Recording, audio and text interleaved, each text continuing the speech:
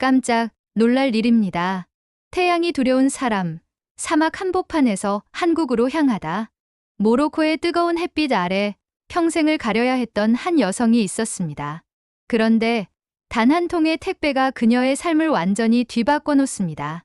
누구도 믿지 않았던 그 작은 병 안에 그녀는 삶의 이유를 발견하게 되는데요. 대체 그 안엔 뭐가 있었던 걸까요? 그리고 왜 그녀는 한국행 비행기에 오르게 되었을까요? 바로 지금 그 놀라운 사연을 들어보겠습니다. 그 전에 잠깐 좋아요와 구독은 큰 힘이 됩니다. 햇빛이 두려운 삶, 한국에서 온 작은 병이 저를 바꿔놓았습니다. 안녕하세요. 저는 모로코 마라케시에 살고 있는 자흐라 벤칼리라고 합니다. 혹시 햇빛이 무서운 삶을 상상해 보신 적 있으신가요? 아마 많은 분들이 따뜻한 햇살을 좋아하고 바다에서 선탠을 즐기거나 맑은 날씨에 외출하는 것을 좋아하시겠지만 저에게 햇빛은 공포 그 자체였습니다. 제가 어릴 적 처음 피부에 심각한 반응이 나타났을 때 동네 사람들은 저를 이상하게 쳐다보았습니다. 붉게 올라온 피부는 마치 화상을 입은 듯 보였고 따갑고 간지러워서 밤에도 잠을 잘 수 없었어요. 처음에는 그냥 예민한 피부인 줄 알았지만 진단 결과는 햇볕 알레르기와 만성 피부염이었습니다. 병명보다 더 무서운 건 그 병이 제 삶에 들이운 그림자였죠. 모로코의 햇볕은 아름답지만 저에게는 저주에 가까웠습니다. 마라케시는 특히 건조하고 자외선이 강한 도시라 하루 중 대부분을 실내에서 보내야 했습니다. 외출할 땐 머리부터 발끝까지 감싸야 했고 사람들의 시선이 무서워 항상 고개를 숙이고 다녔죠. 피부가 노출된 부분이 조금이라도 햇볕에 닿으면 바로 붉어지고 통증이 시작됐어요. 거울을 볼 때마다 제 자신이 싫어졌고 왜 나만 이런 몸으로 태어났을까라는 생각에 우울감도 심해졌습니다. 그래도 삶은 계속되어야 하니까 저는 가족이 운영하던 작은 허브 약초 가게에서 일을 하며 조용히 살아가고 있었습니다. 약초는 조상대대로 내려온 우리의 자랑이었지만 제 피부엔 어떤 것도 효과가 없었습니다. 온갖 민간요법과 프랑스산 고가의 화장품까지 다 써봤지만 그때뿐이었어요. 제 마음은 점점 메말라가고 있었습니다. 그러던 어느 날 제 인생을 뒤흔든 작은 택배가 도착했습니다. 발신인은 프랑스 파리에서 유학 중인 제 사촌 누이 아로아였어요. 아로아는 늘 저를 안타깝게 여기던 아이였고 유럽에서도 다양한 제품을 구해서 보내주곤 했죠. 택배를 열어보니 작은 크림 하나와 함께 손글씨로 된 메모가 들어 있었습니다. 이건 한국에서 만든 크림이야. 요즘 유럽에서도 입소문이 나기 시작했어. 혹시 모르니까 한 번만 발라봐. 제발, 한 번만. 한국이요? 솔직히 말씀드리면 그 당시 저는 한국에 대해 아는 것이 거의 없었습니다.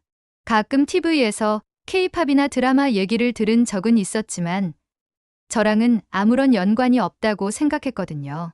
게다가 제가 늘 쓰던 프랑스 브랜드도 효과가 없었는데 낯선 동아시아 나라에서 온 화장품이 무슨 도움이 되겠냐는 생각도 들었습니다. 하지만 그날 밤 거울 앞에서 무심코 그 크림을 손등에 발라보았습니다. 촉감은 부드럽고 향도 자극적이지 않았어요. 하루만 발라보지 뭐라는 생각으로 조심스럽게 볼에 발라보았죠. 다음 날 아침 저는 평소처럼 일어나 거울을 보다가 눈을 의심했습니다. 밤새 긁어서 벌겋게 부풀어 오르던 볼이 평소보다 훨씬 덜 부어 있었고 붉은 기운도 한결 가라앉아 있었어요. 이게 진짜 효과가 있는 걸까? 그 후 며칠간 저는 매일 그 크림을 조금씩 발랐습니다. 놀랍게도 피부는 점점 진정되었고 가려움도 줄어들었습니다. 제 삶에 처음으로 가능성이라는 단어가 떠올랐던 순간이었어요. 가족들도 깜짝 놀랐고 동네 친구들도 화장품 어디서 샀냐며 몰려들기 시작했습니다. 그렇게 저희 가게 한켠에 한국에서 온 작은 크림 하나가 진열되었고 자흐라의 추천 제품이라는 이름으로 판매되기 시작했죠. 저는 처음으로 누군가에게 피부 관련 조언을 해주고 그 사람이 웃으며 감사하다는 말을 전해오는 순간을 경험했습니다. 그때 느낀 감정은 말로 다 표현할 수 없습니다. 피부가 좋아지면서 자연스럽게 사람들과의 교류도 늘었고 제 삶은 천천히 하지만 확실히 변하기 시작했습니다. 하지만 그런 기적이 영원히 지속되지는 않더군요. 희망의 불씨는 생각보다 쉽게 꺼질 수 있다는 걸 저는 그때 처음 알았습니다. 시간이 흐르면서 제 피부는 분명히 달라졌습니다. 물론 완전히 나아진 건 아니지만 예전처럼 무작정 뒤집어지거나 사람들 앞에 서는 것이 두렵지는 않았어요. 무엇보다 제게 변화가 생겼다는 걸 타인이 먼저 알아봐 주기 시작했습니다. 자흐라, 너 정말 피부 좋아졌어. 도대체 무슨 일 있었던 거야? 그렇게 한두 사람씩 저의 비밀 크림을 궁금해하며 찾아왔고, 저는 자연스럽게 그 이야기를 들려주곤 했습니다. 한국에서 왔대요. 사촌 누이가 유럽에서 알아보고 보내준 거예요. 저도 처음엔 반신반의했는데 기적 같았죠. 그렇게 시작된 입소문은 생각보다 빠르게 퍼져나갔고, 제 가게 한편에 진열된 작은 유리병 하나는 어느새 마라케시 관광객들에게 입소문 난 한국 크림이 되었어요. 특히 유럽에서 온 관광객들이 관심을 많이 보였어요. 요즘 K뷰티가 유럽에서도 유명하다던데 이런 데서 구할 수 있다니라며 감탄하셨죠. SNS에 사막 속 한국 화장품 가게라는 해시태그가 달리기 시작했고, 제 가게는 어느 순간 K크림을 파는 곳으로 불리게 되었습니다. 그런 변화는 저에게 희망이었고, 동시에 처음으로 미래를 상상하게 만들었어요. 제 피부가, 제 삶이, 그리고 이 조그마한 가게가 누군가의 위로가 될 수 있다면 얼마나 좋을까. 한국의 화장품이 제게 그랬던 것처럼 다른 이들에게도 작지만 분명한 변화를 줄 수 있다면요. 하지만 희망은 언제나 예상치 못한 순간에 시험을 받게 되더군요. 2024년 봄 유럽연합에서 새로운 수입 규제가 발표되었습니다. BEU 국가에서 수입되는 화장품의 성분 정보 및 인증 강화라는 항목이 주요 내용이었고, 특히 아시아 국가에서 오는 제품들에 대한 통관 절차가 한층 까다로워졌습니다. 처음엔 그냥 행정적인 문제겠지 싶었는데 그 여파는 곧 제게도 밀려왔어요. 기존에 저희 가게에 제품을 공급하던 유럽 내 K뷰티 유통업체가 갑자기 공급을 중단한다는 연락을 보내온 겁니다. 규제 강화로 인해 인증 절차가 지연되고 재고가 남지 않아서 더 이상 공급이 어렵다는 거였어요. 저는 믿기지가 않았습니다. 제 손으로 쌓아올린 이 작은 희망이 이렇게 허무하게 무너질 수도 있다는 걸 받아들이기 어려웠어요. 그 후 몇 주간 가게는 점점 조용해졌습니다. 고객들은 그 크림 아직 있어요? 라며 찾아왔지만 지금은 구하기가 어렵습니다. 라는 말을 반복할 수밖에 없었습니다. 급기야 몇몇 손님은 다른 유사 제품을 소개하며 이것도 한국 거라고 하더라고요 라며 가져오기도 했는데 대부분은 가짜거나 출처가 불분명한 제품들이었어요. 저는 그런 제품을 팔 수 없었습니다. 단순한 장사가 아니었기 때문이죠. 그 크림이 저를 살렸고 그걸 그대로 다른 사람들에게 전하고 싶었던 제 진심을 배신하고 싶지 않았습니다. 하지만 현실은 냉정했습니다. 판매는 줄어들고 가게 운영도 점점 어려워졌어요. 가족들은 걱정하며 말렸습니다. 자흐라야, 꼭 그 제품이어야 하니? 대체할 만한 좋은 제품들도 있을 텐데. 하지만 저는 고개를 저었습니다. 그건 단순한 화장품이 아니에요. 제 삶을 바꿔준 거예요. 다른 것과는 달라요. 결국 결심하게 되었습니다. 제품을 만들어낸 사람들, 그것이 탄생한 나라. 그 철학과 정성을 직접 확인하고 싶었습니다. 그 진짜 이야기를 직접 듣지 않고는 이 가게를 다시 시작할 수 없다고 생각했어요. 그래서 저는 부모님께 아무 말 없이 오랜 시간 모아뒀던 적금을 깨고 한국행 비행기 티켓을 예약했습니다. 태어나 처음으로 제가 직접 선택한 여행이자 도전이었습니다. 그리고 그 도전의 끝에서 제가 어떤 진실을 마주하게 될지 전혀 상상도 못했습니다. 서울과 제주는 제가 몰랐던 진심의 나라, 한국을 보여주었습니다. 비행기가 인천공항에 착륙하던 순간, 제 마음은 떨림과 두려움으로 가득 차 있었습니다. 익숙하지 않은 나라, 낯선 언어, 그리고 확인되지 않은 희망에 모든 걸 걸고 이곳까지 온 저는 솔직히 말해서 너무 겁이 났습니다. 하지만 공항에 내리자마자 저는 뭔가 다르다는 것을 느꼈습니다. 그건 단순히 시설이 현대적이라거나 사람들이 친절하다는 말로는 설명할 수 없는 감정이었습니다. 마치 누군가가 정성스럽게 준비해 놓은 세상 속으로 들어온 느낌이랄까요. 제가 가장 먼저 향한 곳은 서울 강남에 위치한 한 중소 화장품 회사였습니다. 이 브랜드는 제가 처음 사용했던 바로 그 케이크림을 만든 회사였고, 사촌 누이가 수소문 끝에 어렵사리 연결해준 곳이기도 했어요. 외국인 방문자도 드물다는 회사였기에 사실 큰 기대는 하지 않았습니다. 하지만 그곳에서의 만남은 제 예상을 완전히 뒤집었습니다.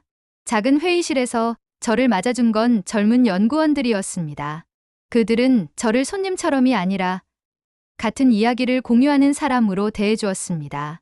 제 피부 상태에 대해 진지하게 질문을 했고, 크림이 저에게 어떤 변화를 주었는지 꼼꼼히 메모하며 들었어요. 그러더니 그중 한 분이 조심스럽게 말하셨습니다. 사실 저희도 놀랍습니다. 이 제품이 누군가의 삶에 그렇게 깊이 들어갔다는 게요. 자으라님 이야기는 저희에게도 큰 의미가 됩니다. 그 말은 지금도 잊을 수 없습니다. 저는 그 자리에서 감정이 북받쳐 눈물을 흘렸습니다. 단지 제품을 만든 사람이 아니라 저의 상처를 이해해주고 저의 회복을 함께 기뻐해주는 사람들. 그런 사람들이 있다는 것 자체가 너무 감격스러웠습니다. 연구소에서 받은 감동은 그걸로 끝이 아니었습니다. 그들은 저를 위해 제품이 어떻게 만들어지는지 보여주겠다며 제주도의 약초 농장과 생산 라인을 직접 방문할 수 있도록 일정을 짜주셨습니다. 그렇게 저는 다시 비행기를 타고 제주도로 향했습니다. 제주도는 상상 이상으로 아름다웠습니다. 깨끗한 공기, 맑은 바람, 그리고 끝없이 펼쳐진 초록빛 약초밭들. 그곳에서는 화장품의 주요 성분이 되는 식물들이 무농약으로 길러지고 있었고, 직접 그 풀잎을 만져보는 순간 제가 얼굴에 바르던 그 크림이 단순한 공산품이 아니라는 걸 몸으로 느낄 수 있었습니다. 그곳의 할머니 농장주 한 분이 저에게 이렇게 말씀해 주셨습니다. 우린 그냥 피부 좋아지라고 만드는 게 아니에요. 마음까지 편안해지라고 정성껏 키우는 거요. 약이 되려면 사람 손이 먼저 따뜻해야 하거든. 그 말을 들으며 저는 제 삶의 일부분이 이 땅과 연결되어 있었다는 사실이 믿기지 않았습니다. 그리고 다시 한번 한국이라는 나라에 대한 제 시선이 완전히 바뀌는 경험을 하게 되었죠. 하지만 그 여행 중 작지 않은 위기가 찾아왔습니다. 제주에서의 마지막 날, 저녁 식사 중 갑자기 피부에 열감이 올라오기 시작했습니다.